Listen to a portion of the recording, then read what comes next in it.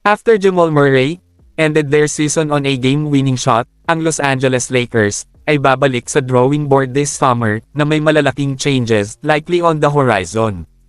At habang si LeBron James ay dapat na maging bahagi ng kanilang long-term redemption plan, he curiously refused to make any commitment beyond this summer. Si James ay nakatakdang pumasok sa free agency this summer pagkatapos ng 6 na buong season sa Lakers. Noong siya ay pumirma noong 2018, it was believed doon siya magretiro.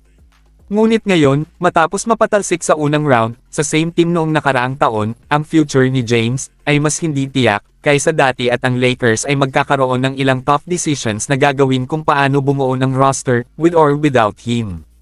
Since LeBron did not shut down talks tungkol sa potensyal na pag-alis sa koponan, kailangan nating i-assume na ito ay isang posibilidad na ito off-season na ibinigay ang kanyang latest statement, at ito ay magiging isang massive blow to their status as a title contender. Ang tanong, kung hindi Lakers si LeBron next season, anong jersey ang isusuot niya? Maaaring mag-decide si LeBron na to call it quits completely, at ng kanyang comment ay maaaring maging paraan niya upang sabihin na iniisip pa rin niya kung ano ang gusto niyang gawin sa kanyang karera. Sa edad na 39 at 21 taon sa liga, he's earned a permanent leave of absence sa liga, at maaaring seryoso niyang i-considering ito sa for the first time in his life.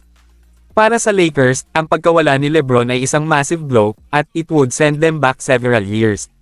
Without James, na nag-average ng 27.0 points, 8.0 assists, at 7.9 rebounds kada laro ngayong season, ang Lakers ay would stand no chance of keeping up sa mga Western Conference elite, at kailangan nilang magdesisyon to build around Anthony Davis, or just trade everyone, upang i-reset at muling i-rebuild ang roster mula sa simula. Si King James ay nasa final stage na ng kanyang career sa NBA.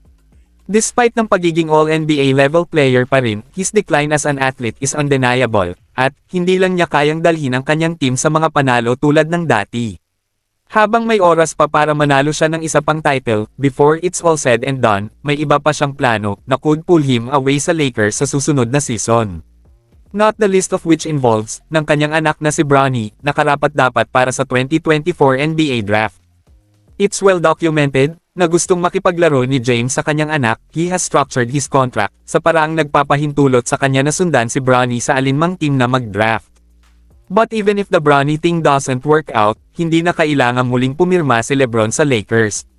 Maaari siyang pumili mula sa iba't ibang mga team. Ang isang potensyal na destinasyon ay maaaring ang Golden State Warriors, na naiulat na nakipag-usap sa Lakers sa isang LeBron trade noong Pebrero.